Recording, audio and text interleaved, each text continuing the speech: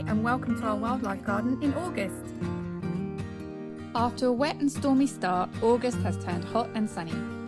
I'm excited to share the first footage from our new wildlife camera this month, and stay tuned for an exciting animal update. This month in the wildlife garden, we're focusing on cutting back meadows, providing water for wildlife, and leaving seed heads in place as food for animals. Before we get into looking around the garden, please do subscribe to my channel if you haven't already. It really helps us out. And if you have any questions about the garden, please leave them in the comments. Continue providing water for your wildlife during the hot, dry weather. A simple tray of water is all you need, or you can supercharge your wildlife garden with a pond.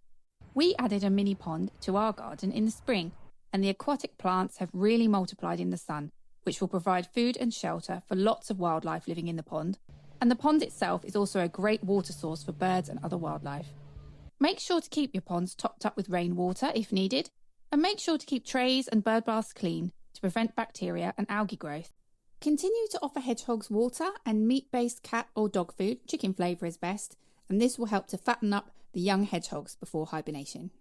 Here is some of our first footage from our new wildlife camera. We're experimenting with it at the moment, moving it around the garden to see what we can capture. We've noticed this month that the birds and squirrels haven't been visiting the feeders as often, and I guess this is because natural food sources are abundant at this time of year and nesting is coming to an end. So I've reduced the amount of food going out, but will still continue to provide plenty of water. If you're going through a dry spell where you are, you can also provide a dish of mud for house martins to use in nest repairs. I'm excited to add more wildlife cam footage to future videos, especially of our nighttime visitors. Cut back any long grass areas at the end of the month once they've browned and most of the wildflowers have set seed.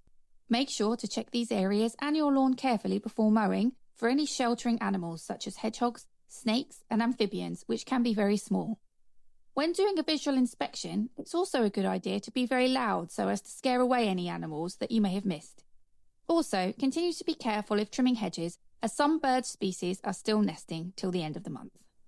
Leave at least some seed heads in your garden, as they will provide food for birds and small mammals. Our apples are almost ready for eating. This tree produces huge apples and they'll be ready sometime in September. We have frogs in the garden. I'm so excited about these new visitors. A few weeks ago, we spotted our first baby frog. It's hard to tell on camera, but this one's absolutely tiny. Its body is only about 2 centimeters long.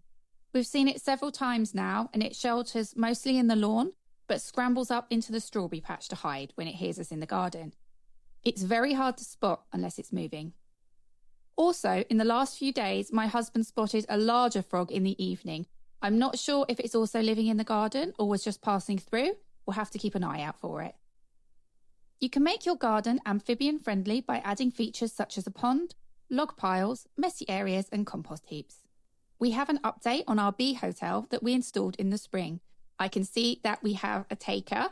One of the hollow sticks has been sealed at the end, which could mean that a solitary bee has made a nest there. Since being more focused on the wildlife in our garden, I've noticed for the first time just how many different types of bee there are.